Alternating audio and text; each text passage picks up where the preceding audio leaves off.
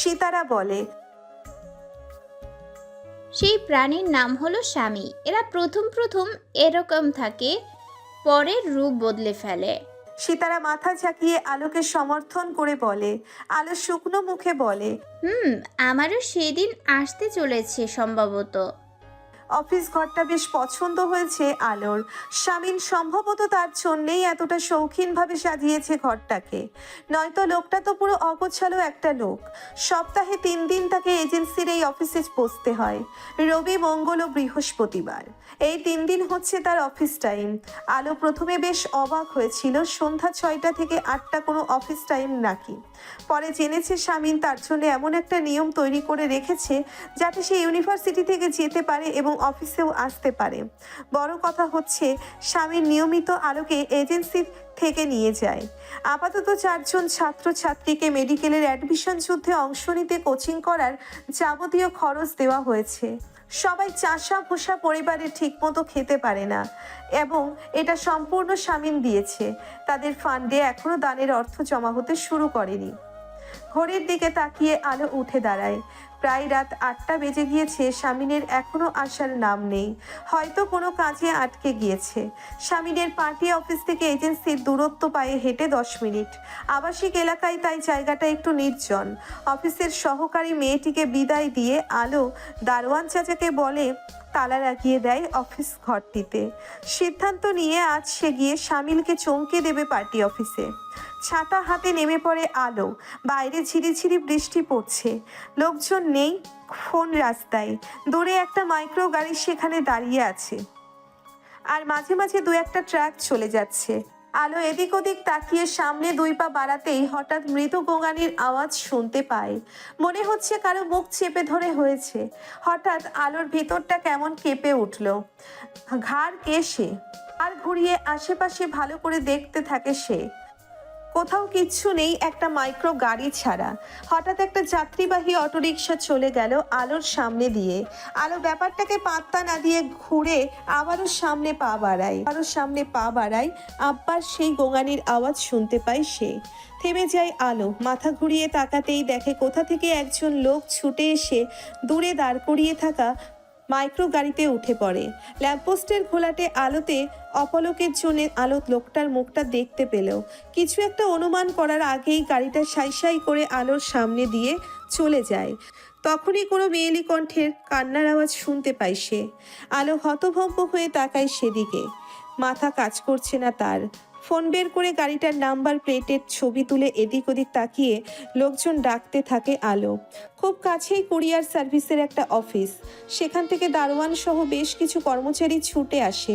আলো কাউকে পুরো ব্যাপারটা বিশ্বাস করাতে সক্ষম হয় না।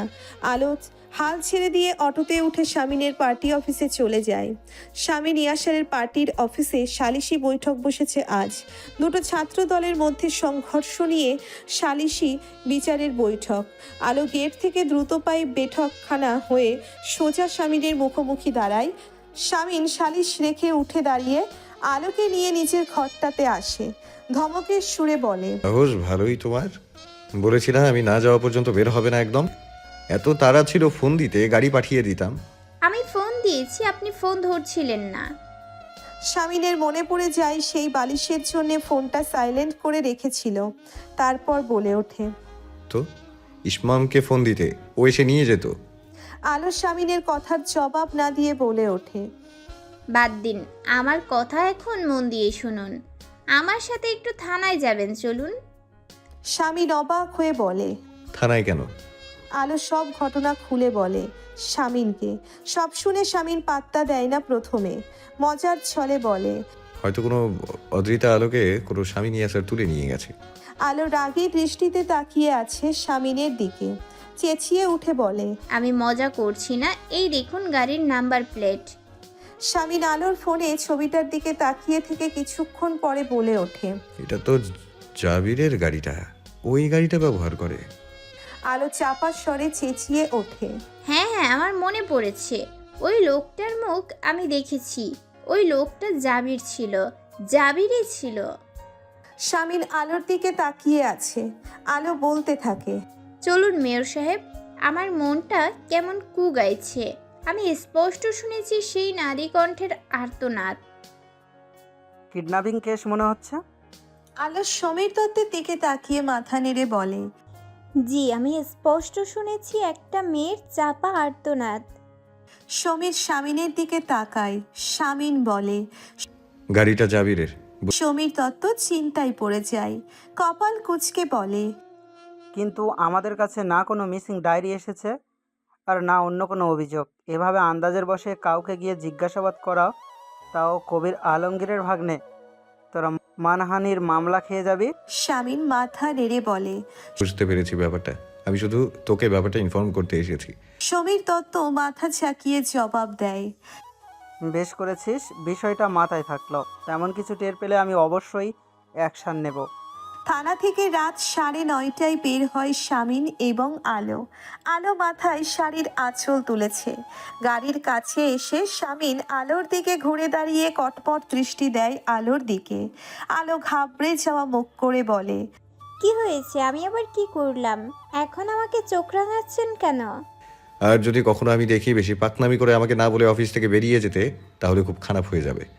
আমি খুব রেগে গিয়েছি তোমার উপর আলো। আমি ছাড়া অফিস থেকে এক পাও বাইরে দেয়া যাবে না, এমনটা কথা ছিল না। সবসময় একটু বেশি বুঝতেই হবে। আলো বলে, আমি তো আপনার দেরি হচ্ছিল দেখে। স্বামীন প্রচণ্ড রেগে গাড়িতে উঠে বসে। আলো চুপচাপ পাশে বসে স্বামীনের দিকে তাকায়। মানুষটা অস্বাভাবিক রেগে গিয়েছে। এখন কিভাবে রাগ ভাঙাবে তার? বাড়িতে এসেও প্রচণ্ড গম্ভীর হয়ে থেকেছে স্বামীন। খাবার টেবিলে চুপচাপ খেয়ে উঠে গিয়েছে। আলোর এবার খুবই বিরক্তি লাগছে। সামান্য অপরাধের এমন শাস্তি হতে পারে না। বিছানায় বসে কিছু কাগজপত্র দেখছিল স্বামীন। আলো স্বামীনের রাগ ভাঙানোর জন্য এসে তার পাশে বসে কাঁধে মাথা রাখে। স্বামীন কোনো কথা বলে না। আলো নরম গলায় বলে, সরি, আর করবো না এমন পাকনামি। সরি বলার কিছু নেই। কাল থেকে এজেন্সিতে যাওয়ার কোনো প্রয়োজন নেই। যা টাকা লাগবে আমাকে বলবে, ওই টাকা দিয়ে ইচ্ছে মতো ভাইদের এটা সেটা কিনে দেবে। আলো স্বামীনের দিকে তাকায়। স্বামীনের গালে হাত রেখে মুখটা আলোর দিকে ঘুরিয়ে বলে, আচ্ছা, সে দেখা যাবে। আগে আপনি মুড ঠিক করেন প্লিজ। এভাবে দেখতে ভালো লাগছে না আপনাকে। স্বামীন আলোর দিকে তাকায় ঠিকই, কিন্তু মুখটা এখনো গম্ভীর করে রেখেছে। আলো একটা গভীর নিঃশ্বাস ফেলে নিচু স্বরে বলে, রাগ কিভাবে কমবে? কি করতে হবে? স্বামীন চুপচাপ তাকিয়ে থাকে আলোর দিকে। আলো মাথা নিচু করে বলতে থাকে, বলুন কি করতে হবে? কমলা রঙের একটা শাড়ি পরে আসলে রাগ কমবে? স্বামীন কয়েক মুহূর্ত চুপ করে আলোর দিকে তাকিয়ে থেকে গম্ভীর কণ্ঠে বলে ওঠে, কমবে। শান্তি নীরের পরিবেশটা থমথমে হয়ে আছে। একটা বড় সড় ঝড় চলে গেলে প্রকৃতি যেমন নিস্তব্ধ হয়ে যায়, ঠিক তেমনি হয়ে আছে পরিবেশ। ঘটনার সূত্রপাত ঘটেছে দোতলার লিভিং রুমে। ইসমাম নিজের ল্যাপটপে প্রজেক্ট নিয়ে কাজ করছিল। স্বামীন এসে তাকে জানায় আজ বিকেলে একজন মেয়ের সাথে দেখা করতে যেতে হবে তাকে। রেস্টুরেন্টে টেবিল বুক করে রেখেছে সে। ইসমাম কিছু না বলে উঠে যেতে নিচ্ছিল, তখনই স্বামীন রাগের মাথায় এটা ওটা ভাঙচুর শুরু করে দেয়। ভাইয়ের প্রতি পাল্টা রাগ দেখাতে না পেরে ঘরে ঢুকে নিজেও জিনিসপত্র ভাঙতে শুরু করে ইসমাম। স্বামীন চেঁচিয়ে যাচ্ছে, তোর সমস্যা কোথায়? আমি দেখেই ছাড়বো। আজকে তুই যাবি রেস্টুরেন্টে। দুই ভাই তাদের নিজেদের ঘরে বসে মেজাজ দেখাচ্ছে। আলো এবং বাকিরা দোতলার লিভিং রুমে দাঁড়িয়ে আছে অপ্রয়োজনীয় রেফারি হয়ে। কিছুক্ষণ দাঁড়িয়ে থেকে আলো দরজা ঠেলে ভেতরে ঢোকে। স্বামীন শার্টের বোতাম লাগাতে লাগাতে বলে, বলে দিও তোমার দেবরকে বিকাল 4টায় দেখা করতে হবে। মেয়ের সাথে মেয়ের বড় ভাই আর ভাবি থাকবে, আর ইসমামের সাথে তুমি আর ঈশিতা যাবে। আমি কিছুক্ষণ পরে জয়েন করব, সময় বের করে। আমি ওনাদের ফোন করে ফাইনাল করে দিচ্ছি। আলো আমতা আমতা করে বলে, এভাবে ওর পারমিশন ছাড়াই ফাইনাল করে দেবেন? ও যদি না যায় তাহলে তো আপনার মান সম্মান নষ্ট হবে। যাবে, ওর খাঁড় যাবে। আলো কিছুক্ষণ চুপ করে থেকে বলে ওঠে, বলছিলাম আমি একটু কথা বলে দেখব। স্বামীন ওয়ালেট আর ফোন হাতে তুলে নিয়ে আলোর গালে হাত বুলিয়ে যেতে যেতে বলে, দেখতে পারো, তবে ওকে বলে দিও যেতে কিন্তু হবেই। আপাতত কোনো ভাঙচুরের শব্দ শোনা যাচ্ছে না। আলো পা টিপে টিপে ইসমামের ঘরের দিকে অগ্রসর হয়। দরজা ভেজিয়ে রাখা, হাত দিয়ে ঠেলে সরিয়ে ভেতরে ঢুকে দরজা চাপিয়ে দেয় সে। ইসমাম কপালে একটা হাত রেখে ইজি চেয়ারে আধশোয়া হয়েছিল। কারো অস্তিত্ব টের পেয়ে ঘুরে তাকাতেই আলোকে দেখে উঠে দাঁড়িয়ে যায়। আলো ইসমামের দিকে তাকিয়ে আছে। ইসমাম চেঁচিয়ে ওঠে। স্বামীর হয়ে ওকালতি করতে এসেছ, যাও এখান থেকে। আলো চলে যায় না, একটা চেয়ার টেনে বসে পড়ে। ইসমামের দিকে তাকিয়ে থাকে। ইসমাম রাগী গলায় বলতে থাকে। শোনোনি আমার সিদ্ধান্ত, যাও তোমার সিদ্ধান্ত গিয়ে বলে দাও। কেন করছো এমন? আলো ঠান্ডা গলায় জানতে চায়। ইসমাম কণ্ঠে বিরক্তি নিয়ে বলে। বিয়ে করতে আগ্রহী নেই, কতবার বলবো। তোমার ভাইয়া তোমার ভালো চাই ইসমাম। ভাইয়া ভালো চাই, তুমিও ভালো চাও, ইস্যু ভালো চাই, মেজো ভাইয়া ভালো চায়, মেজো ভাবি ভালো চায়, তোমরা সবাই ভালো চাও, শুধু আমি আমার ভালো চাই না, তাই তো? এটাই বলতে চাইছো? সেরকমই মনে হচ্ছে, নয়তো বিয়েতে আপত্তি করার কোনো কারণ দেখছি না। ইসমাম আলোর দিকে কিছুক্ষণ তাকিয়ে থেকে বলে ওঠে। একটা মেয়েকে চিনে না জানে না, হুট করে তাকে বিয়ে করে নেব? এটা 2023 অদ্রিতা, সরি ভাবি। আলো কয়েক মুহূর্ত চুপ থেকে বলে। তো চিনবে জানবে, এই জন্য তো দেখা করতে বলা হচ্ছে। আগে কথা বলে দেখবে, তারপর ভালো না লাগলে জানিয়ে দিবে, অন্য মেয়ে দেখা হবে। পারবো না, আমার ইন্টারেস্ট নেই। পারবে, তোমার ভাইয়ার জন্য পারতে হবে। ভাইয়ের জন্য, ভাইয়ের খুশির জন্য আমি মনের বিরুদ্ধে একটা কাজ করব। কেন? ভাইয়ার খুশির জন্য এর আগে তো অনেক কিছুই করেছো, তাহলে এখন এত নাটক করছো কেন? কথাটা বলে আলো থামে, তারপর বলে ওঠে। মেয়ের ফ্যামিলিকে আজ দেখা করার কথা জানিয়ে দিয়েছে তোমার ভাইয়া। বিকেলে তৈরি থেকো, আমি আর ঈশিতা যাব তোমার সাথে। যা মন চাই করো। কথাটা বলে ইসমাম হন হন করে ঘর থেকে বেরিয়ে লাইব্রেরির দিকে যায়। পরি ছুটে আসছিল এবং কাকতালীয়ভাবে ইসমামের সাথেই ধাক্কা খেয়ে যায়। চোখ তুলে ইসমামকে দেখে একটা ঢোক গিলে নেয় পরি। তার কপাল এতটা খারাপ কেন? ইসমাম প্রচণ্ড রেগে বলে ওঠে। চোখ দুটো নিজে ঠিকভাবে কাজে লাগাতে পারো না, ওই দুটো দান করে দিলে তো পারো কোনো অন্ধকে। কি হচ্ছে কি ইসমাম? পেছন থেকে ঈশিতা ধমকে ওঠে। আলো এসে সেখানে দাঁড়ায়। ইসমাম কাউকে পাত্তা না দিয়ে চুপচাপ চলে যায় সেখান থেকে। পরে দাঁড়িয়ে থাকে বোকার মতো। আলো এসে বলে। ছুটছিলে কেন? সবসময় এত ছুটোছুটি করো কেন? আমি ছাদে ছিলাম, বাবা তার কটেজ থেকে ডাকছিল, ছুটে আসতে গিয়ে ধাক্কা লাগলো। বুঝতে পারিনি রামগুরুর ছানা বাড়িতে আছে, নয়তো ভুলেও দোতলায় উঠতাম না ভাবি। মুখ কাঁচুমাচু করে বলে পড়ি। আলো মেয়েটিকে দেখে অতিমাত্রায় সুন্দরী একটা মেয়ে, এমন সুন্দরী মেয়ে সে এই শহরে খুব কমই দেখেছে। পুরো কাশ্মীরের মেয়েদের মতো গায়ের রং, সব দিক থেকে পারফেক্ট, শুধু একটু সরল আর ভীতু প্রকৃতির। আচ্ছা, একে ইসমামের পাশে কেমন লাগবে? কথাটি ভেবে আলো নিজেই নিজেকে শুধরে নেয়। তার মনে হওয়াতে কি চাই আসে? ইসমামের ভাইরা আছে ইসমামের জন্যে, তার আগ বাড়িয়ে এসব ভাবার দরকার কি? ওয়েটার এসে অর্ডার নিয়ে চলে যায়। আলো তার মুখোমুখি বসে থাকা মেয়েটিকে দেখতে থাকে। ইসমাম মাথা নিচু করে চুপচাপ বসে আছে। মেয়ের ভাই আর ভাবি নিজেদের মধ্যে কথা বলছে। ঈশিতা আলাপচারিতা সহজ করার জন্যে মেয়েটিকে বলে ওঠে। তোমার সাবজেক্ট কি ফিহা? ফিহা বলে মেয়েটি মাথা তুলে তাকায় না, মাথা নিচু করেই অস্ফুট স্বরে জবাব দেয়। ইকোনমিক্স, আমিও তো ইকোনমিক্সের ছাত্রী।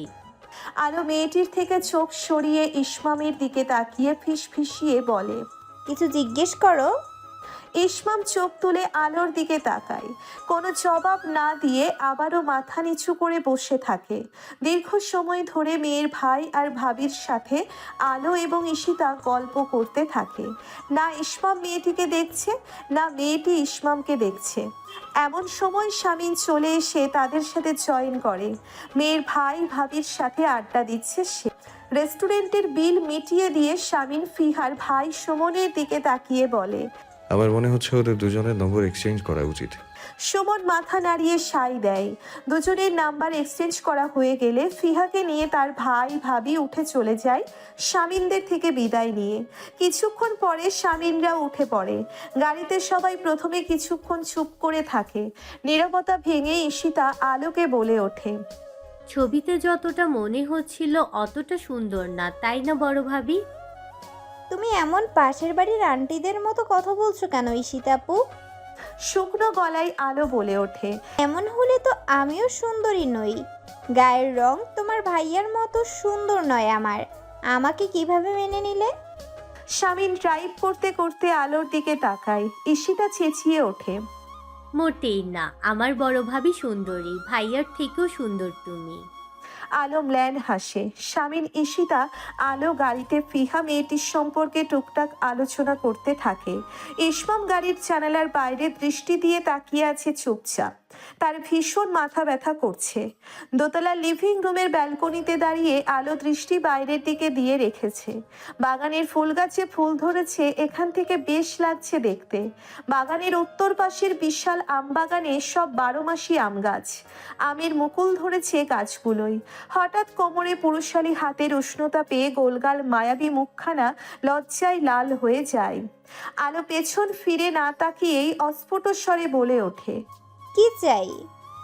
কাঁধে থুতনি ঠেকিয়ে শামিন নরম গলায় বলে ওঠে, পাত্তা দিতে চাই বউকে। আলো বলে ওঠে। কিন্তু বউ এখন পাত্তা চাচ্ছে না। শামিন মৃদু হেসে আলোকে পাঁচা কোলা করে তুলে নেয়। লজ্জা পেয়ে আলো শামিনের শার্ট খামচে ধরে। অস্ফুট স্বরে বলে ওঠে, ইহান, ইহান গার্ডেনে পোনা চাচার সাথে বল খেলছে। চুলোয় কোনো তরকারি বসিয়ে আসুনি। জাপানে টর্নেডো হচ্ছে না, পৃথিবী উল্টে যাচ্ছে না। আলোকে থামিয়ে দিয়ে বলে শামিন। আলো শামিনের দিকে তাকিয়ে থাকে। শামিন আলোকে নিয়ে ঘুরে নিচের ঘরের দিকে পা বাড়াতেই থমকে যায়।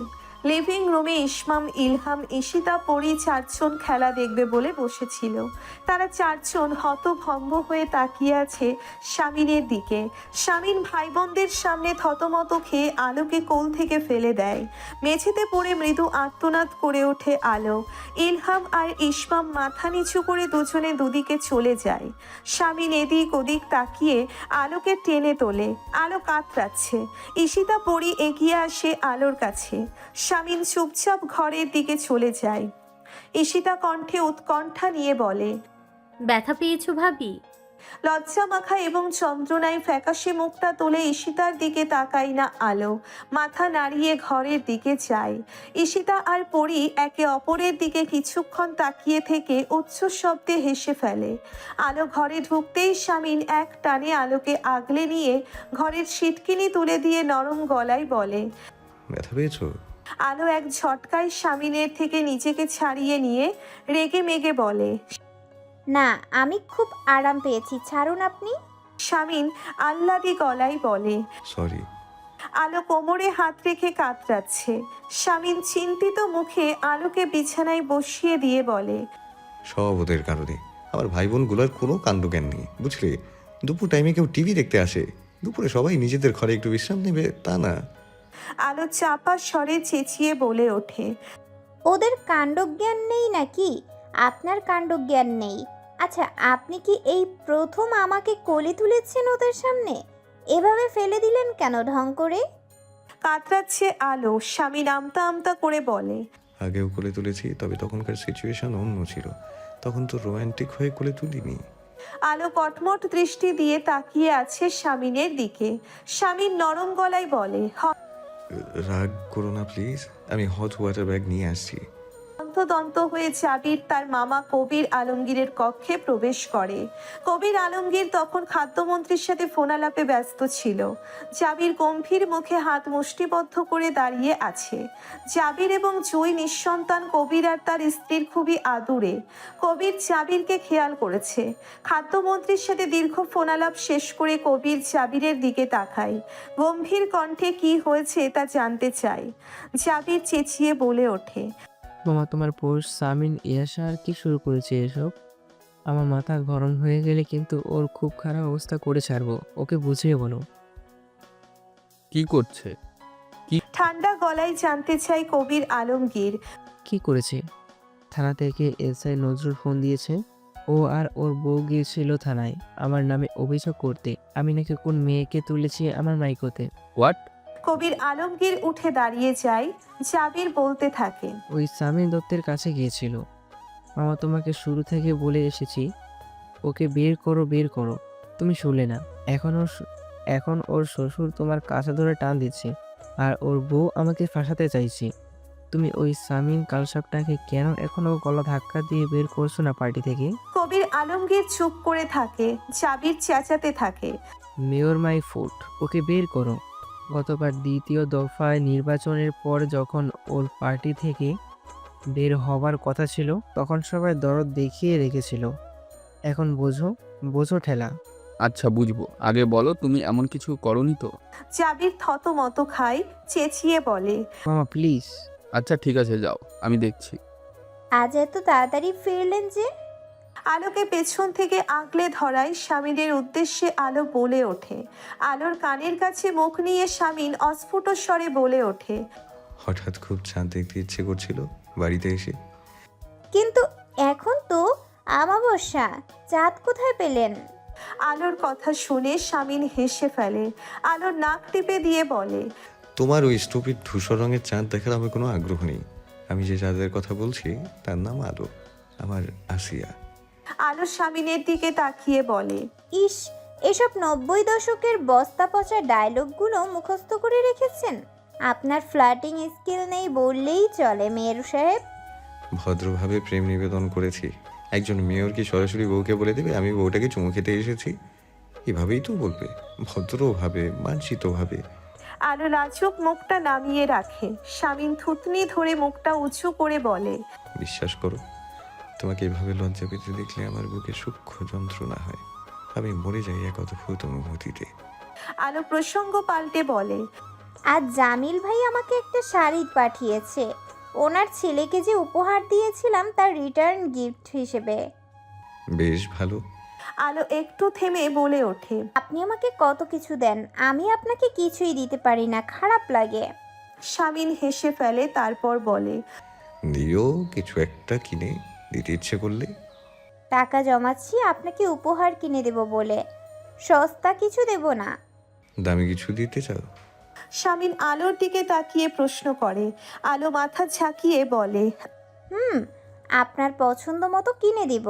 কি দেব বলুন? কত টাকা জমিয়েছ এখন পর্যন্ত? 2500 টাকা।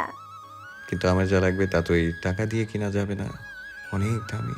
আলো অবাক হয়ে স্বামীনের দিকে তাকায়, তারপর বলে, অনেক দামি কিছু, সেটা কি? স্বামীন তার স্ত্রীকে আগলে নিয়ে কানের কাছে ফিসফিসিয়ে বলে ওঠে। একটা বাচ্চা। আলো মাথা নিচু করে রেখেছে। দীর্ঘ সময় ধরে সে চুপচাপ। স্বামীন আলোর দিকে ঝুঁকে আলোর চোখের দিকে তাকিয়ে বলে, দেবে? অনেক দামি কিন্তু, বলো দেবে? লজ্জায় লাল হয়ে আলো শাড়ির আঁচল চেপে ধরে। স্বামীন আলোর কপালে একটা চুমু খায়, তারপর ঘোর লাগা কণ্ঠে বলে ওঠে, স্ত্রী হবার 13তম শর্ত স্বামী এমন আবদার করলে তা আমলে নেয়া। আশা করি আপনিও আমলে নেবেন। আলো ছুটে যেতে চাইলেও পারে না। স্বামীন তার বলিষ্ঠ হাতে আলোকে ধরে রেখেছে। মৃদুস্বরে বলে, লজ্জা পাও আমার সামনে পাও, তোমার এই লাজুক মুখটা শুধু আমিই দেখব। হঠাৎ স্বামীনের ফোন বেজে ওঠে। পাঞ্জাবির পকেট থেকে ফোন বের করে কানে ধরতেই ওপাশ থেকে সমীর দত্ত বলে ওঠে, একটু থানায় আসতে পারবি বাবিকে নিয়ে? এখন কেন, কি হয়েছে? অবাক হয়ে জানতে চায় স্বামীন। আগে আয়, তারপর বলছি। সমীর ফোন কেটে দেয়। স্বামীন আলোর দিকে তাকিয়ে বলে, চলো, থানায় যেতে হবে আমাদের। সমীর দত্তের কক্ষে ঢুকে অবাক হয়ে আলো আশেপাশে তাকায়। দুজন মধ্যবয়সী ভদ্রলোক এবং ভদ্র মহিলা বসে আছে। ভদ্র মহিলার শাড়ির আঁচল মুখে চেপে ধরে কাঁদছে। সমীর স্বামীন আর আলোকে বসতে বলে স্বামীন বসে সমীরের দিকে তাকিয়ে বলে, কি হয়েছে? ওনারা এসেছে মিসিং কমপ্লেন করতে। ওনাদের মেয়ে কাল সন্ধ্যা থেকে মিসিং নিয়ে যে আলো আতঙ্কিত মুখে ভদ্র মহিলার দিকে তাকায়। এই ভদ্র মহিলার মনের ওপর দিয়ে কি বয়ে যাচ্ছে সে বেশ বুঝতে পারছে। শামিন আলোর দিকে এক পলক তাকিয়ে সমীরের দিকে তাকায়। সমীর বলতে থাকে, ওনার মেয়ে তার এজেন্সির পশ্চিমে বয়েজ কলেজের ম্যানেজমেন্ট বিভাগের গোপাল স্যারের কাছে টিউশন নিতে যেত সন্ধ্যা 6:30 থেকে 7:30। শামিন কিছুক্ষণ চুপ করে থেকে বলে। আলোর ধারণা কি তবে ঠিক বলে মনে হচ্ছে? সমীর মাথা নাড়িয়ে বলে, এখনো বলতে পারছি না, এভাবে অনুমানের ভিত্তিতে কিছু করাও যায় না। তবে ওই মেয়ের বান্ধবীর থেকে একটা ক্লু পেয়েছি। জাবির মেয়েটাকে বিরক্ত করত। আমার খুব রাগ হচ্ছে শামিন। জাবির আমাদের বয়সী, আর ওই মেয়েটা নাম অন্তরা, ইন্টার ফার্স্ট ইয়ারের মেয়ে, বাচ্চা বয়সী। আলো কাঁপা কাঁপা গলায় বলে। আমি একটু মেয়েটার ছবি দেখতে চাই। সমীর ছবি দেখায়। আলোর বুকটা মোচড় দিয়ে ওঠে। এই মেয়েটা ছিল তবে বাচ্চার জন্য আকুতি করছিল এই মেয়েটা। কি ভীষণ মিষ্টি একটা মেয়ে। অন্তরা নামের মেয়েটির মা কেঁদে যাচ্ছে। আলো কোনো ভাষা খুঁজে পাচ্ছে না সান্ত্বনা দেওয়ার। সমীর শামিনের দিকে তাকিয়ে বলে, তোরা বাড়ি যা, আমরা আমাদের কাজ চালিয়ে যাচ্ছি। প্রাথমিক জিজ্ঞাসাবাদ করব এখন, তবে বাবিকে আসতে হতে পারে আবারও। আমি কুরিয়ার সার্ভিসের অফিস গেটের সিসিটিভি ফুটেজ চেক করেছি। বাবি সত্যি বলছে, ফুটেজে বাবির মধ্যে অস্থিরতা দেখতে পেয়েছি। তবে মাইক্রো গাড়িটাতে কেউ ছিল কিনা বোঝা যায়নি। মেয়েটাকে সম্ভবত গলির ভিতর থেকে তুলে নেওয়া হয়েছে। শামিন মাথা ঝাঁকায় বলে, এনি টাইম, তুই শুধু ফোন দিস। শামিন আজ চোখে আলোর দিকে তাকায়। মেয়েটা পুরো রাস্তায় বিষণ্ণ থেকেছে। ঘরে এসেও চুপচাপ। আলোকে টেনে কাছে নিয়ে শামিন নিজের বুকের সাথে মিশিয়ে নেয়। আলো কাঁপা কাঁপা গলায় বলে, খুব খারাপ লাগছে মেয়র সাহেব। বুঝতে পেরেছি আমি। আলোর মাথায় হাত বুলিয়ে দিতে দিতে শামিন বলে, ওনাদের মনের মধ্যে এখন কি বয়ে যাচ্ছে বলুন তো? শামিন চুপ হয়ে থাকে। এমন পরিস্থিতির শিকার তো আলো হয়েছিল। মেয়েটা হয়তো বা সেদিনের কথা মনে করে ভয়ে আরো তথস্থ হয়ে আছে। পরম স্নেহে আলোর মাথায় হাত বুলিয়ে দিতে দিতে বলে, দোয়া করো তুমি মেয়েটির জন্য, কিচ্ছু হবে না। মনটা কেমন অশান্ত হয়ে আছে আলোর। শামিন বাতি নিভিয়ে দিয়ে আলোকে নিয়ে শুয়ে পড়ে। একটা অচেনা মেয়ের জন্য আলোর অস্বাভাবিক উৎকণ্ঠা দেখে আরো কষ্ট হচ্ছে খুব। মনে মনে সেও প্রার্থনা করছে মেয়েটির যাতে কিছু না হয়। সমীর দত্তের মুখোমুখি বসে আছে কবির আলমগীর। তার সামনে একটি চায়ের কাপ। সমীর ফাইল দেখতে দেখতে বলে, কোনো প্রমাণ যে নেই এমনও তো না, তাই না? প্রমাণ আছে। মেয়েটিকে আপনার বাগ্নে বিরক্ত করত, উত্ত্যক্ত করত, হুমকি দিত। আর তাছাড়া একজন সাক্ষী পাওয়া গিয়েছে যার চোখে কিডন্যাপিংয়ের আলামত ধরা পড়েছিল। সমীর হালকা হাসে, তারপর বলে, ভগবানের কৃপায় এই পর্যন্ত এসেছি আঙ্কেল। তিনি যদি চান আমার নেক্সট পোস্টিং বান্দরবন হবে, তাহলে আমি খুশি খুশি চলে যাব। কিন্তু এখন আমাকে আমার কাজ করতে দিন। সমীর দত্ত এসবে ভয় পায় না। গভীর রাত, নিস্তব্ধ গোটা কলোনি। হঠাৎ ফোনে রিংটোন বেজে উঠতেই শামিন চোখ খোলে। বুকের ওপর থেকে আলোর মাথাটা সরিয়ে বালিশে রেখে হাত বাড়িয়ে বেড সাইডের বাতি জ্বেলে দেয়। ড্রয়ারের ওপর থেকে ফোনটা তুলে নিয়ে দেখে আতায়ুর আলমের ফোন। ফোনটা রিসিভ করতেই আতায়ুর আলম বলে ওঠে, এত রাতে বিরক্ত করার জন্য দুঃখিত, কিন্তু জরুরি কথা ছিল। বলুন। শামিন নিচু স্বরে বলে, আমার ধারণা ঠিক। গালের গোদা কবির আলমগীর নিজের পকেটে পুড়েছে 5.5 কোটি। প্রমাণ হাতে আছে আমার, সামলে রেখেছি। তুমি বললে থানায় পাঠিয়ে দেই, কিংবা উপর মহলে। না, ওগুলো আপনার কাছে রাখুন, আমি সময় মতো চেয়ে নেব। আতায়ুর আলম কিছুক্ষণ চুপ করে থেকে বলে, আমার মেয়েটা কেমন আছে? কেমন রেখেছি বলে মনে হচ্ছে? আতায়ুর আলম হাসে, তারপর বলে, একেবারে ভুলে গিয়েছে আমাদের, খুব হিংসা হচ্ছে। আচ্ছা রাখছি, ঘুমাও। আতায়ুর আলম ফোন কেটে দেওয়ার 5 মিনিটের মধ্যেই কবির আলমগীরের ফোন আসে শামিনের ফোনে। আলোর মুখের দিকে এক পলক তাকিয়ে ফোনটা নিয়ে বারান্দায় চলে যায়। রিসিভ করে কানে ধরতেই ওপাশ থেকে কবির আলমগীর বলে ওঠে, দেখিয়ে দিলে অকাত পেছন থেকে ছুরি মারার। কিন্তু আমার আফসোস হচ্ছে সামিন, আমার পিঠে ছুরি মারতে তোমাকে তোমার শ্বশুর এবং বউকে ব্যবহার করতে হচ্ছে। ভুল বললেন আঙ্কেল, আমি কাউকে ব্যবহার করে আপনার পিঠে ছুরি মারিনি। ওটা আপনিই করেছেন? 13 কোটি থেকে কয় কোটি পেয়েছেন ভাগি বলুন তো? শাট আপ শামিন, তোমার জন্য আমাকে টানা 3 ঘন্টা থানায় কাটাতে হয়েছে। তোমার এই স্টুপিড বইয়ের অযথা কৌতূহলের জন্য আমার ভাগ্নিকে জিজ্ঞাসাবাদের মধ্য দিয়ে যেতে হচ্ছে। আলো কখন ঘুম থেকে উঠে স্বামীনের পিছনে দাঁড়িয়েছে স্বামীন টের পায়নি। স্বামীনের হাত থেকে ফোনটা কেড়ে নিয়ে লাউড স্পিকার অন করে দেয় আলো। কবির আলমগীর বলতে থাকে, সবসময় তোমাকে একটা সুযোগ দিয়ে এসেছি আমি, আজকেও দিতে চাচ্ছি। তোমার আন্টি তোমাকে খুব পছন্দ করে, তাই শোনো, কাল সকালে বউ নিয়ে এসে আমার কাছে ক্ষমা চাইবে এবং থানায় গিয়ে তোমার বউয়ের জবানবন্দি উঠিয়ে নেবে। নয়তো শামিন, মনে রেখো খুব খারাপ হতে চলেছে সামনে, এবং প্রমিস করছি I will destroy your whole political career. Mayor তুমি 5 বছরের জন্য, তারপর দল ছাড়া ভাত পাবে কোথায়?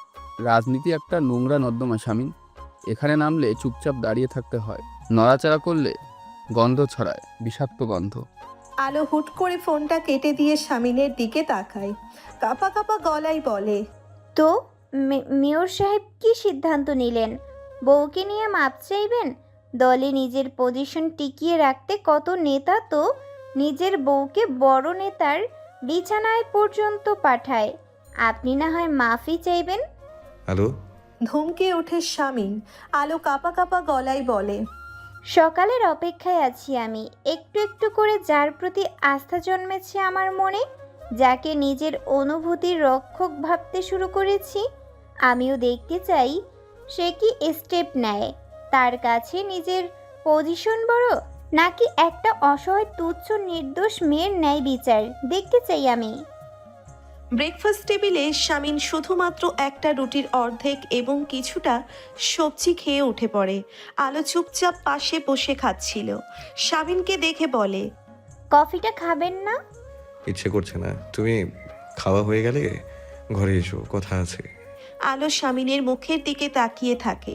স্বামীন উঠে চলে যায়।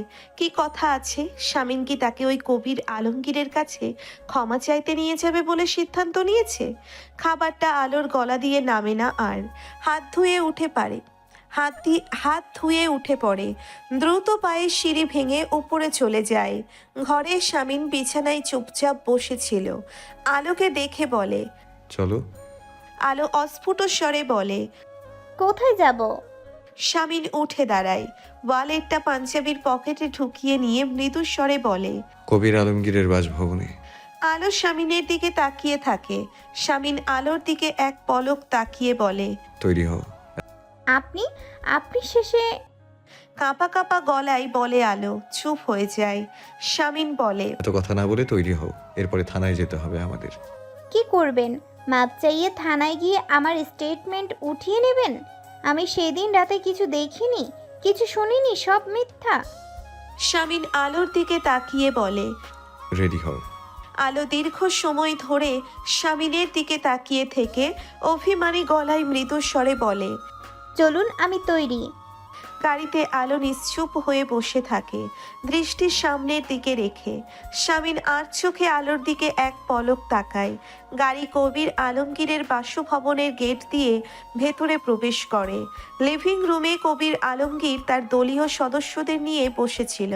দারোয়ান এসে কানে কানে বলে, স্যার, ইয়াসার মির্জা তার ওয়াইফ নিয়ে এসেছে।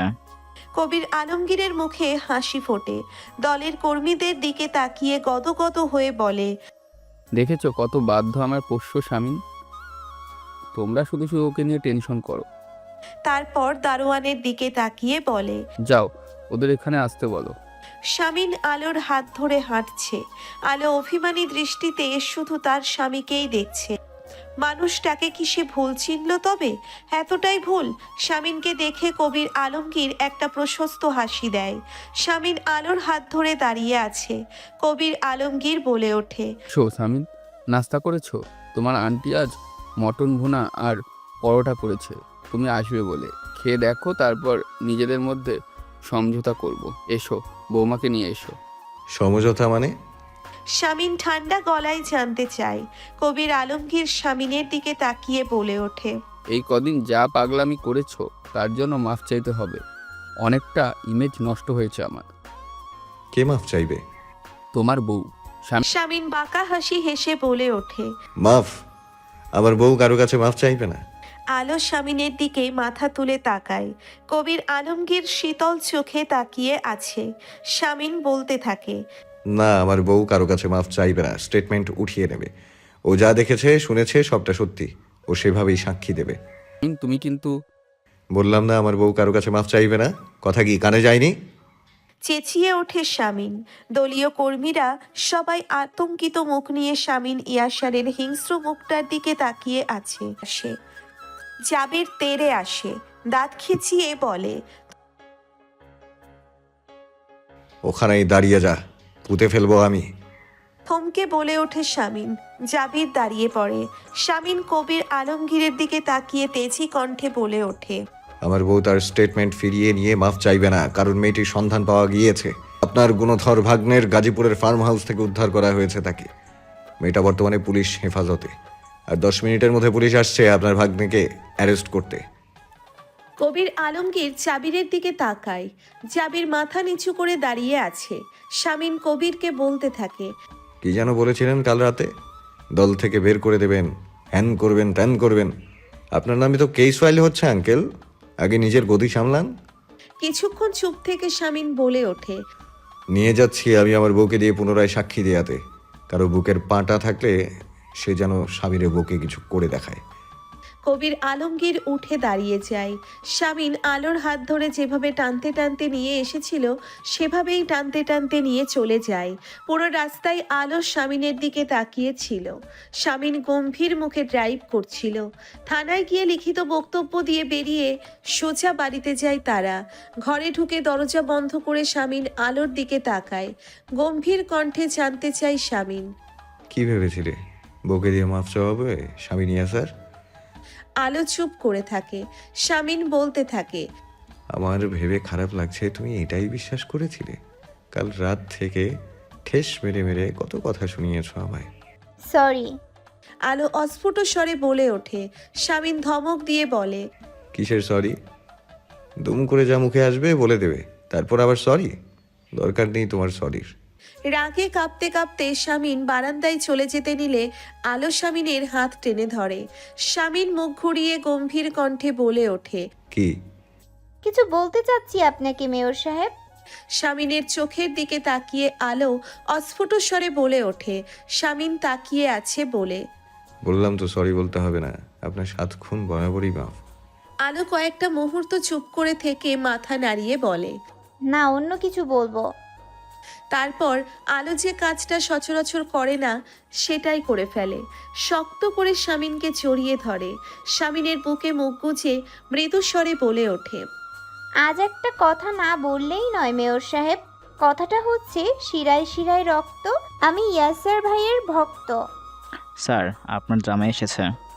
আতায়ুর আলম কলম থামিয়ে দেয়। মাথা তুলে তার জুনিয়রের দিকে তাকায়। জুনিয়র বলতে থাকে, আপনার জামাই মানে মেয়র এসেছে। ঠিক আছে, ভেতরে আসতে বলো। জুনিয়র চলে যায়। কিছুক্ষণ পরে শামিন ভেতরে ঢোকে। আশেপাশে তাকিয়ে সবকিছু দেখতে থাকে। আতায়ুর আলম বলে ওঠে, বসো। শামিন একটা চেয়ার টেনে বসে পড়ে। আতায়ুর আলম বলে, কি খাওয়াবো মেয়েকে? জানা কফি। দেখো, জামাই হিসাবে আপন পেতে হলে তোমাকে আমার বাড়ি যেতে হবে। শামিন ম্ল্যান হেসে বলে। 1 কাপ কফি। আতায়ুর আলম কফি আনতে বলে পিয়ন ছেলেটাকে। তারপর শামিনের দিকে তাকিয়ে বলে, রিটায়ারমেন্টের পরে এত ভালো একটা চাকরি পেয়ে যাব আশা করিনি। শামিন ঘরের আশেপাশে তাকিয়ে বলে, কাজটা কি আপনার? কাজ সামান্য, ছেলেপেলেরা চারদিক থেকে খবর এনে দিবে, আমি সাজিয়ে লিখব। কফি এসে যায়। শামিন কফিতে চুমুক দিতেই আতায়ুর আলম বলে ওঠে, 13 কোটির এখনো চলছে। এই দেশের এই বিচার ব্যবস্থা দেখলে ইচ্ছা করে উগান্ডা চাই। প্রমাণ সব হাতে, অথচ পিবিআই কানা কানা করছে কবিরের থেকে পয়সা খেয়েছে কিনা। যাই হোক, ওর পদত্যাগটা আমাকে শান্তি দিয়েছে। এখন তোমার চাচার মতো কানাডায় যাওয়া ছাড়া আর কোনো গতি নেই। তা ইলেকশন নিয়ে কিছু ভাবলে মাসখানেক হয়ে গিয়েছে। বুঝতে পারছি না, আমি কনফিউজড আসলে। আমার মতে তোমার এমপি ইলেকশন লড়া উচিত। জনগণ তোমাকে খুব করে চায়। একটু থেমে আতায়ুর আলম বলতে থাকে, তুমি রাজনীতির জন্য উপযুক্ত, আমি উপযুক্ত এই সব লেখালেখিতে। সবাইকে সব জায়গায় মানায় না। আমার নির্বাচন করার সিদ্ধান্তটা ভুল ছিল। শামীম চুপ। আতায়ুর আলম বলে ওঠে, যাই হোক, একটা গুরুত্বপূর্ণ কথা বলতে চাই তোমায়। তুমি আমার মেয়েটিকে বেশি লাই দিও না। ভালোবাসো ঠিক আছে, তবে ওর মতো অপ্রতিরোধী জেদি মেয়েদের মাথায় ওঠানো ঠিক না। আমি লাই দিয়ে অনেকবার বিপদে পড়েছি, তুমি পড়বে। ওর চাল চলনে একটু লাগাম টানো। শামীম হেসে ফেলে। কিছুক্ষণ হেসে বলে ওঠে, আপনি লাই দিয়ে বিপদে পড়েছেন, ওকে বিপদ থেকে রক্ষা করতে পারেননি, সেটা বাবা হিসেবে আপনার ব্যর্থতা। আমি ওকে কোনো বিপদে পড়তেই দেব না, সেটা স্বামী হিসেবে আমার আত্মবিশ্বাস। আতায়ুর আলম ম্লান হেসে বলে, খোঁচা মারছো? মোটেও না। মাথা ঝাঁকিয়ে বলে শামীম। আতায়ুর আলম বলে, যাই হোক, তোমার শাশুড়ি মা টেনশন করে সব সময়, তাই তোমাকে বলা। দ্য গ্রেট সাহসী সাংবাদিক আতাউর আলম ছেলে মেয়ের বেলায় খুবই ভীতু। মজার ছলে শামীম বলে। আতায়ুর আলম কিছুক্ষণ তাকিয়ে থেকে বলে ওঠে, সাহসী সাংবাদিকদেরও কখনো কখনো ভীতু হতে হয়। এটা তুমি এখন বুঝবে না, যখন বাবা হবে তখন বুঝতে পারবে।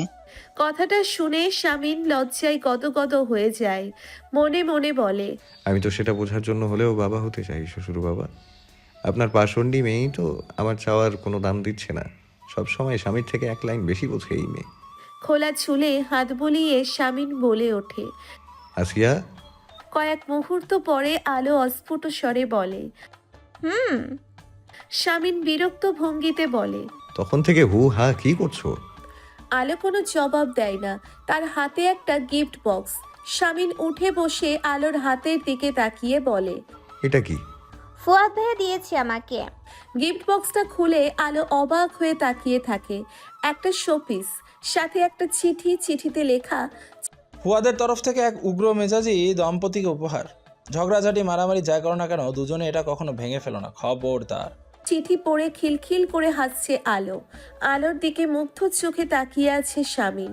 আলো হাসি থামিয়ে বলে ওঠে, এই ফুয়াদ ভাইয়াকে একটা রিটার্ন গিফট পাঠাতে হবে না মেয়র সাহেব? শামীম আলোর দিকে কিছুক্ষণ তাকিয়ে থেকে আলোকে কাছে টেনে নেয়। বুকের সাথে আষ্টে পৃষ্ঠে জড়িয়ে ধরে নরম গলায় বলে, সবাইকে রিটার্ন গিফট পাঠাচ্ছ দেখছি। এই যে আমি এত গিফট দিয়েছি, আমার রিটার্ন গিফট কবে পাবো শুনি? আলো লজ্জিত ভঙ্গিতে বলে, সত্যি আপনার গিফটের পরিবর্তে কিছুই দেওয়া হয় না।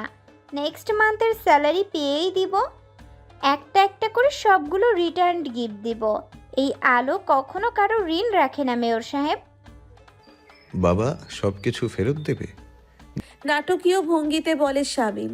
হুম। মাথা নাড়াই আলো। গিফটের বদলে রিটার্ন গিফট দেবে না হয় বুঝলাম, আর ভালোবাসার বদলে? শামীম আলোর চোখে রেখে বলে। আলো অস্ফুট স্বরে বলে, সেটাও তো ফেরত দেওয়ার চেষ্টা করছি মেয়র সাহেব। আর আদরের বদলে? আলো মাথা নিচু করে ফেলে। শামীম তাকে কাছে টেনে নিয়ে বলে, আদরের বদলে একটা বেবি দেওয়া যায় না? আলো শামীমের মুখ চেপে ধরে বলে, চুপ করুন। সবসময় এমন অসভ্য অসভ্য কথা শুনতে ইচ্ছে করে না আমার। শামীম আলোর দিকে তাকিয়ে থেকে তার মুখ থেকে হাতটা সরিয়ে দিয়ে বলে, অসভ্য কথা কই বললাম? আচ্ছা ঠিক আছে, ভদ্রভাবে মার্জিতভাবে সুশীলভাবে বলছি। এতটুকু বলেই শামীম থামে। তারপর গলা খাকারি দিয়ে বলে ওঠে, প্রিয়তমা বউ, আমার চক্ষু শীতলকারিণী, আমার আসিয়া, আমি নিজের জীবনের পরিপূর্ণতা অনিবার লক্ষ্যে আপনার গর্ভস্থলে 10 মাসের জন্য আমার একটি কন্যা সন্তান রাখিতে চাই। অনুগ্রহপূর্বক যদি আমাকে অনুমতি দিতেন তাহলে আমি খুবই বাধিত থাকিতাম। আলো শাড়ির আঁচল দিয়ে নিজের মুখ ঢেকে বসে আছে। শামীম তাকে কাছে টেনে ঘোর লাগা কণ্ঠে বলে, হয়েছে, ভদ্রতা বজায় থেকেছে। এখন আমার কথাটা একটু ভেবে দেখেন। প্রমিস করছি 10 মাস পরে আমি বা আমার মেয়ে আপনাকে একটুও জ্বালাবো না। আলো চুপ করে থাকে স্বামীর বুকে মাথা রেখে। কয়েক মুহূর্ত সময় নিয়ে বলে, কিন্তু আমি একটু সময় চাচ্ছি। স্বামীর একটা দীর্ঘশ্বাস ফেলে, কাতর কণ্ঠে বলে, এতেও অপেক্ষা করাবে? আমি আর কত ধৈর্য ধরবো? আলো নিশ্চুপ। স্বামীর আলোর মাথায় হাত বুলিয়ে দিতে দিতে বলে, ব্যাপার না, অপেক্ষার ফল সুমিষ্টি হয়। দরজায় ধাক্কা পড়ে হঠাৎ। আলো স্বামীনের বুক থেকে মাথা তুলে স্বামীনের দিকে তাকায়। স্বামীন উঠে বসে। ইলহাম বাইরে থেকে চড়ে চড়ে ডাকতে থাকে। স্বামীন বিরক্ত ভঙ্গিতে বলে, বয়স 29 বছর হয়ে গিয়েছে, এখনো ওর কাণ্ডজ্ঞান হলো না, কেমন বেয়াদব দেখো। আলো চোখ রাঙিয়ে বলে। এভাবে বলছেন কেন? কোনো সমস্যা হয়েছে হয়তো? কথাটি বলে আলো চুলে খোপা বেঁধে নিয়ে উঠে গিয়ে দরজা খুলে দেয়। দরজার বাইরে ইলহাম দাঁড়িয়ে আছে, তার পিছনে ঈশিতা। শামিন উঠে দাঁড়ায়, অবাক হয়ে বলে। কি হয়েছে, ঈশিতা কাঁদছে কেন? ইলহাম চেঁচিয়ে বলে। তোমার আদরের বোন আবার সেই ছেলের সাথে রেস্তোরাঁয় দেখা করেছে, আর আমাদের সাথে কি বলেছিল? বলেছিল রিলেশন নেই। বেয়াদব মেয়ে একটা। ঈশিতা চুপচাপ দাঁড়িয়ে আছে। শামিন ঈশিতার দিকে তাকায়। ইলহাম বলতে থাকে। ওর ফোনটা কেন নিয়ে নিলে না? যারা বোঝালেও বুঝতে চাইবে না তাদের সাথে এমনটাই করা উচিত। শামিন ঈশিতার দিকে তাকিয়ে বলে। ঈশিতা ফুপিয়ে কেঁদে উঠে বলে। ভাইয়া, শামিন ঈশিতার হাত থেকে ফোনটা কেড়ে নিয়ে সজোরে মেঝেতে ছুঁড়ে মারে। আলো চমকে ওঠে। ঋতু এসে ঈশিতার পাশে দাঁড়ায়। ইসমাম নিজের ঘর থেকে বেরিয়ে আসে। শামিন হুট করে যে কাজটা কখনো করেনি সেই কাজটাই করতে যায়। আলো গিয়ে শামিনের হাত ধরে ফেলে, চেঁচিয়ে উঠে বলে। ছোট বোনকে শাসন করবেন ঠিক আছে, আপনার অধিকার আছে, তাই বলে আমার আর ঋতুর সামনে এভাবে ওর গায়ে হাত তুলতে চাইবেন? আমরা কে? ঈশিতা কাঁদতে কাঁদতে নিজের ঘরে চলে যায়। শামিনের দিকে রাগী দৃষ্টিতে তাকিয়ে আছে আলো। ইলহাম বলে ওঠে। ওকে একবার আর দুইবার বুঝিয়েছি আমি আর ভাইয়া। কি জানি কি দেখেছে ওই ছেলেটার মধ্যে, কি যোগ্যতা ওই ছেলের, শুধু চেহারা সুন্দর। আলো ইলহামের দিকে তাকায়। শামিন বলে ওঠে। ফোন দে, ওই ছেলেকে ডেকে আন। কতটা সাংঘাতিকভাবে এত বড় একটা মেয়ের ব্রেইন ওয়াশ করেছে নিজের সিম্পলিসিটি দেখিয়ে। খুবই প্রো লেভেলের লোক, ওর সাথে আমি বোঝাপড়া করতে চাই। ইসমাম এগিয়ে এসে বলে। ভাইয়া, ছেলেটার সাথে আমি পার্সোনালি কথা বলেছি, আমার খারাপ মনে হয়নি। শামিন কটমট দৃষ্টি দিয়ে ইসমামের দিকে তাকায়, রাগী গলায় বলে। তুই মানুষ চিনিস? মানুষ চিনলে তো আজ কোনো মেয়ে তোকে ঠকিয়ে যেত না। তুই চুপ কর। আলো মাথা নিচু করে ফেলে। ইসমাম কয়েক মুহূর্ত শামিনের দিকে তাকিয়ে থেকে চলে যায় নিজের ঘরে। শামিন দ্রুত পায়ে নিজের ঘরে ঢোকে। আলো শামিনের পিছু পিছু যায়। বিছানায় একপাশে চুপচাপ বসে পড়ে শামিন। কপালে চিন্তার ভাঁজ পড়েছে তার। আলো এগিয়ে গিয়ে রাগী গলায় বলে। এটা তখন কি করতে যাচ্ছিলেন আপনি? হ্যাঁ, আমরা ঈশিতাপুর ভাবি হলেও ঈশিতাপুর থেকে বয়সে ছোট, ঋতু তো অনেকটাই ছোট, আমাদের সামনে ওর গায়ে হাত তুলতে যাচ্ছিলেন? শামিন চুপ করে থাকে। আলো পাশে বসে বলে। সমস্যা কোথায়? ওই ছেলের মধ্যে সমস্যা কি? শিক্ষিত, দেখতে শুনতে ভালো, এখন তো মোটামুটি ভালো চাকরিও করছে, সব দিক থেকে ভালো। ছেলে গরিব পরিবার থেকে উঠে এসেছে, এটাই আপনার চোখে বিঁধছে, তাই তো? আচ্ছা, আমি বুঝলাম না, আপনারা গরিব পরিবার থেকে মেয়ে বিয়ে করে আনতে পারলে ঈশিতা আপু কেন পারবে না? সামাজিক অবস্থান শুধু ছেলেদেরই উঁচু থাকতে হবে, ডমিনেট করতে সুবিধা হয় যাতে। শামিন আলোর দিকে তাকিয়ে বলে। আমি তোমায় ডমিনেট করেছি? আলো মাথা নাড়ায়। মুখ ফসকে এমন একটা কথা বলে ফেললো, এখন এই লোক খেপে গেলে সে কি করবে? শামিন উচ্চবাচ্য না করে উঁচু গলায় বলতে থাকে। আবেগে কথা বলবে না আলো, বোনটাকে চিরকাল আদরে রেখেছি। ওর এক একটা প্রসাধনী সামগ্রীর দাম জানো? সে কিভাবে মানিয়ে নেবে সবকিছু, এখন আবেগের বসে বুঝতে পারছে না। আলো তাকিয়ে আছে শামিনের দিকে, ক্ষণ বাদে বলে ওঠে। সে তো ছোট বাচ্চা মেয়ে নয়, মানিয়ে নিতে হবে ভেবেই তো পা বাড়িয়েছে। এই আলো প্লিজ চুপ করো, এটা বাংলা নাটক নয়, বাস্তববাদী হও। আবেগে কথা বলো না। অবশ্য তোমাকে বলে লাভ কি, তোমাদের এই বয়সটাই আবেগের। কি ভাইয়া শান্তকে ডেকেছে কেন? কিসের জন্য? বিছানায় উপর হয়ে শুয়েছিল ঈশিতা। উঠে বসে আলোর দিকে তাকায়। তার ঘরে আলো, ঋতু আর পরি। ঈশিতা পুনরায় চেঁচিয়ে বলে ওঠে। কেন কেন ডেকেছে? শান্ত হও ঈশিতা আপু, বড় ভাইয়া সম্ভবত কথা বলার জন্যই ডেকেছে। পরি নিচু স্বরে বলে। ঈশিতা উঠে দাঁড়ায়, ঋতুর দিকে তাকিয়ে বলে। তোমরা জানো না কেন ডেকেছে? তোমাদের দুজনের স্বামী বলেনি? ঋতু মাথা নাড়ায়। আলো বলে। সম্ভবত কথা বলতেই ডেকেছে। ভয় পেও না, তোমার ভাইয়া উল্টাপাল্টা কিছু করবেন না। আলো স্বামীর সাফাই গাইতে শুরু করে। ঈশিতা একবার আলো আর একবার ঋতুর দিকে তাকিয়ে বলে। তোমাদের স্বামীদের আমার বিশ্বাস নেই, নিশ্চয়ই মারবে বলে ডেকেছে। আলো তাকিয়ে আছে ঈশিতার দিকে, পরপর বলে ওঠে। কিছু করবে না, দেখো এক সময় না এক সময় তাদের মুখোমুখি হতেই হবে, তো সেটাই আজই হোক। ঈশিতা ধপ করে বিছানার উপর বসে পড়ে। পরি আলোর দিকে তাকিয়ে বলে, ভাইয়ার সাথে তুমি গিয়ে কথা বলো না ভাবি, তোমার সব কথাই তো ভাইয়া শোনে। আলো পরির দিকে তাকিয়ে বলে, বলেছি, আমি কথা বলেছি, আমিও চাই তারা সামনাসামনি হোক। তোমরা চিন্তা করো না, বাড়াবাড়ি কিছু হবে না, আমি হতে দেব না। ধীরে ধীরে ঘরের দরজা ঠেলে ভেতরে ঢোকে আলো। ঢুকেই দরজা চাপিয়ে ঘুরে দাঁড়ায়। শামিন খালি গায়ে আলমারিতে কিছু একটা খুঁজছিল। আলো বলে, কিছু খুঁজছেন? আমার ব্ল্যাক শার্টটা কোথায় রেখেছো? এখানে তো সব তোমার শাড়ি দেখতে পাচ্ছি। আলো এগিয়ে গিয়ে ব্ল্যাক শার্ট বের করে শামিনের হাতে দেয়।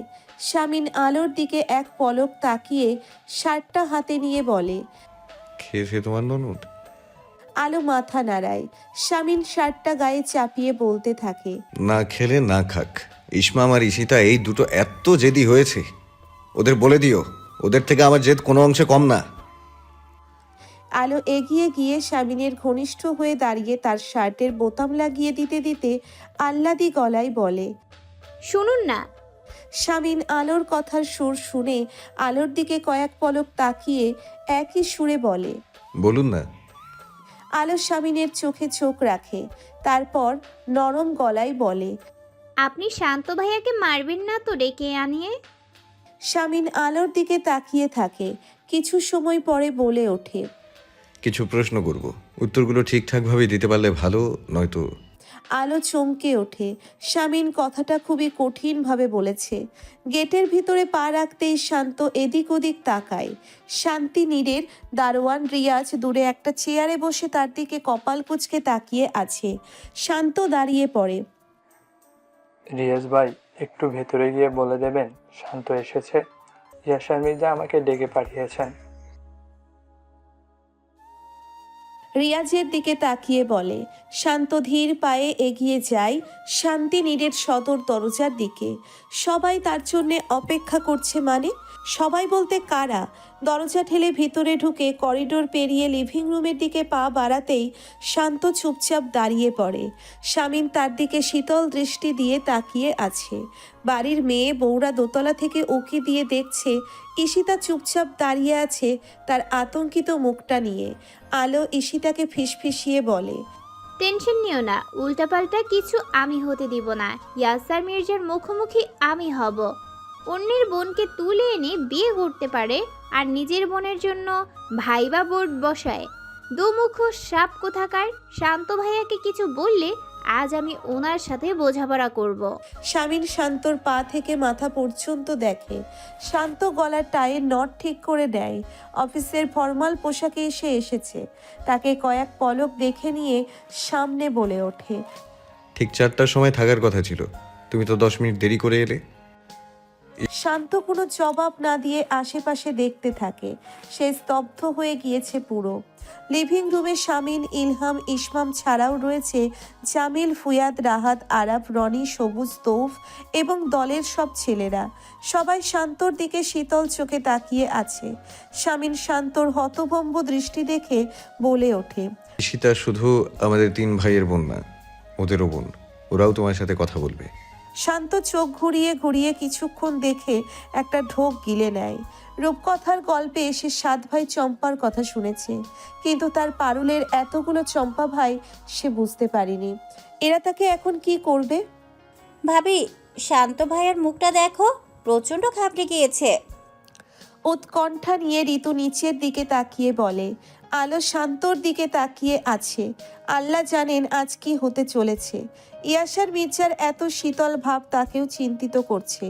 শান্ত শামিনের দিকে তাকিয়ে নিচু গলায় তাকে সালাম দেয় শুরুতেই। শামিন সালামের উত্তর দিয়ে তাকে পুনরায় বলে, তুমি 10 মিনিট লেট। ঠিক জ্যাম ছিল রাস্তায় ভাইয়া। নিচু গলায় বলে শান্ত। আছে, বসো। শান্তকে বসার নির্দেশ দিয়ে শামিন বসে পড়ে। অন্যরাও সবাই বসে পড়ে। শান্ত তার মুখোমুখি বসে থাকা মানুষটাকে খুঁটিয়ে খুঁটিয়ে দেখছে। যতটা বাজে আচরণ করার কথা সে করছে না। কেমন থমথমে হয়ে আছে মুখটা। লিভিং রুমের প্রত্যেকে তাদের পাঞ্জাবি কিংবা শার্টের হাতা গুটিয়ে রেখেছে। কি করার প্রস্তুতি নিচ্ছে তারা? মারবে নাকি শান্তকে? কিন্তু তার জন্য তো ইয়াসার মির্জা একাই যথেষ্ট। এত লোকের কি দরকার? শামিন শান্তর দিকে তাকিয়ে বলে। পানি খাবে? চোখের চশমা ঠেলে শান্ত মাথা নাড়ায়। তৌফ এক গ্লাস পানি এগিয়ে দেয় শান্তর দিকে। গ্লাসটা খালি করে শান্ত এদিক ওদিক তাকায়। ঈশিতাকে কোথাও দেখতে পাচ্ছে না সে। কি করছে এখন সে? বাংলা সিনেমার মতো আটকে রেখেছে নাকি তাকে ঘরে? শামিন শান্তর দিকে তাকিয়ে বলে। তোমার সম্পর্কে বিস্তারিত কিছু কখনোই জানা হয়নি। জেনেছি ভালো পড়াও, মেধাবী, এতটুকুই। পুরো নাম কি? সোহানুল ইসলাম শান্ত। নিচু স্বরে জবাব দেয় শান্ত। শামিনের পাশ থেকে ফুয়াদ বলে ওঠে। দেশের বাড়ি কোথায়? বরিশাল। আগের থেকেও নিচু স্বরে বলে শান্ত। জামিল পাশ থেকে চেঁচিয়ে শামিনকে বলে ওঠে। শান্ত অবাক চোখে তাকিয়ে আছে জামিলের দিকে। শামিন জামিলকে থামিয়ে দিয়ে শান্তকে বলে। তোমাকে আমি এখন কিছু প্রশ্ন করব। প্রশ্নের উত্তরগুলো যদি আবার মনমতো হয় তাহলে আমি বিবেচনা করব আমার বোনকে তোমার সাথে বিয়ে দেবো কি না। শান্ত একটা ঢোক গিলে নেয়। চাকরির জন্য ইন্টারভিউ দিতে দিতে শেষ। এখন প্রেমিকার ভাইদের কাছেও ইন্টারভিউ। শামিন ইলহামের দিকে তাকিয়ে বলে। তুই কিছু জিজ্ঞেস করতে চাইলে কর। ইলহাম কপাল কুঁচকে বলে। আমার কিছু জিজ্ঞেস করার নেই, তুমি যেটা জিজ্ঞেস করবে ওটাই আমার জিজ্ঞাসা। শামিন ঘুরে ফুয়াদ আর দলের ছেলেদের দিকে তাকায়। সবাই শামিনের দিকে তাকিয়ে আছে। শামিন মাথা ঘুরিয়ে শান্তর দিকে তাকিয়ে কিছু বলতে যাবে তখনই তৌফ বলে ওঠে। ভাই, আমি একটা প্রশ্ন করতে চাই। সবাই তৌফের দিকে তাকায়। শামিন বলে ওঠে। আচ্ছা কর। শান্ত তৌফের দিকে তাকিয়ে আছে। তৌফ কণ্ঠে গাম্ভীর্য এনে শান্তকে বলে ওঠে। আপনার চশমার পাওয়ার কত? শান্ত অবাক চোখে তৌফকে দেখতে থাকে। দোতলা থেকে পড়ি উচ্ছ্বাস শব্দে খিলখিলিয়ে হেসে ওঠে। সবাই দোতলার দিকে তাকাতেই আলো পরীর মুখ চেপে ধরে আড়াল করে দাঁড়ায়। পরীর মাথায় গাঁটটা মেরে বলে। ইয়াসার মির্জা এমনিতেই ক্ষেপে আছে, এসব করো না। ইসমাম মাথা তুলে অবাক চোখে পরীর বাচ্চা সুলভ আচরণ দেখে। শুধু শুধু ওই মেয়েটাকে সে অস্বাভাবিক বলে না। শামিন তৌফের এমন বেহুদা প্রশ্নে রাগান্বিত হয়ে তাকায় তৌফের দিকে। শামিনের দৃষ্টি দেখে তৌফ মিইয়ে যায়। মিনমিন করে বলে। না মানে চোখের অবস্থাটা জানতে জিজ্ঞেস করেছি ভাই। ভবিষ্যতে কানা হয়ে গেলে আমাদের ঈশ্বর বিপদ। শান্ত সবাইকে দেখতে থাকে। আজ এখানে তার ধোলাই হবে কিনা সে নিশ্চিত না, কিন্তু এরা সবাই যে তার মান সম্মানের পিন্ডি চটকাবে এই ব্যাপারে কোনো সন্দেহ নেই। শামিন গলা খাকারি দিয়ে বলে ওঠে। আমার বোনকে পছন্দ করেছো কেন? সুন্দরী এবং বড়লোক বাড়ির মেয়ে, এই দুটো কারণ বাদে কোনো কারণ থাকলে বলো। শান্ত 2 মিনিট চুপ করে থেকে বলে ওঠে। সে খুবই কাইন্ড হার্টেড এবং বোকা। শামিন বলে। এক্স্যাক্টলি, আমার বোন বোকা। আর তোমাদের মতো মধ্যবিত্ত শ্রেণীর ছেলেদের কাছে সুন্দরী, ভালো মানুষ, বোকা বড়লোক মেয়েরা হচ্ছে একটা জ্যাকপট। ওই যে ওকে দেখেছো, ও আমার বন্ধু ফুয়াদ, খুবই বড়লোক পরিবারের ছেলে। ওর বড় আপুও ভালোবেসে তোমার মতো একজন মধ্যবিত্ত পরিবারের ছেলেকে বিয়ে করেছিল, যারা আপুকে সব সময় মই হিসেবেই দেখেছে। আলো দোতলার রেলিং ধরে কপাল কুঁচকে নিচতলার লিভিং রুমে শামিনের দিকে তাকিয়ে আছে। খুবই বিরক্ত হচ্ছে সে তার মেয়র সাহেবের উপরে। এই লোকটা অবিকল বাংলা সিনেমার বড়লোক চৌধুরী সাহেবদের মতো আচরণ করছে। সে ঈশিতার দিকে তাকিয়ে বিরক্ত ভঙ্গিতে বলে। তোমার ভাইয়া কি বাংলা সিনেমা দেখতেন প্রচুর? পরি বলে ওঠে। ঠিক বলেছো ভাবি, হয়তোবা দেখতে। দেখো কেমন গম্ভীর্য নিয়ে দাঁড়িয়ে আছে, চৌধুরী সাহেবদের মতো। শুধু গায়ে স্যুট আর হাতে পাইপটা নেই। আচ্ছা শান্ত ভাইয়ার এখন কি বলা উচিত ভাইয়াকে? চৌধুরী সাহেব, আমি গরিব হতে পারি কিন্তু লোভী নই। এই ডায়লগটা কথাটি বলে পরি নিজেই হাসতে থাকে। শান্ত চুপ করে দাঁড়িয়ে থাকে। শামিন বলে ওঠে। ভেবো না আমি তোমায় অপমান করছি। আমি শুধু আমার ধারণাটা তোমাকে জানালাম, এবং এখন পর্যন্ত কেউই আমার ধারণা ভুল প্রমাণ করতে পারেনি। তাই আমি আমার বোনকে নিয়ে চিন্তিত। জি, বুঝতে পেরেছি। শান্ত অস্ফুট স্বরে বলে। শামিন বলে, আমার বোন চিরকাল তার পরিবারের লোকজনের কাছ থেকে স্বার্থহীন ভালোবাসা পেয়েছে এবং ও যা অন্যদের দিয়েছে তাও নিঃস্বার্থ। সেখানে বড় ভাই হিসেবে যদি দেখি কেউ আমার বোনটাকে ক্যালকুলেট করে ভালোবেসেছে, তাহলে আমার তাকে মেরে ফেলতে ইচ্ছে করবে। শান্ত নিশ্চুপ। শামিন বলতে থাকে, আমার বোনটা বাসে চড়তে পারে না। অফিস থেকে লোন নিয়ে বাইক কিনেছি। শামিনকে থামিয়ে দিয়ে বলে ওঠে শান্ত, আমার বোন একবেলাও মাছ ছানা ভাত খেতে পারে না। আমি মাছ খাই না, আমার ভাগেটা আপনার বোনকেই খাওয়ানোই হবে। শামিন চুপ করে থাকে কিছুক্ষণ, তারপর বলে ওঠে, এখন একটা কারণ বলো তোমার হাতে আমার বোনকে তুলে দেওয়ার পেছনে। কেন তোমার কাছে আমার বোনকে বিয়ে দেওয়া উচিত বলো? কেন তুমি উপযুক্ত? কয়েক মুহূর্ত সময় নিয়ে শান্ত বলে, শুধু আমি উপযুক্ত এমন কথা আমি বলছি না ভাইয়া, কিন্তু সম্ভবত আপনার আদরের বোনের ওজন সহ্য করার ধৈর্য আমাকে সৃষ্টিকর্তা দিয়েছেন। শামিন ঘুরে সবার দিকে তাকায়। ফুয়াদ বলে ওঠে,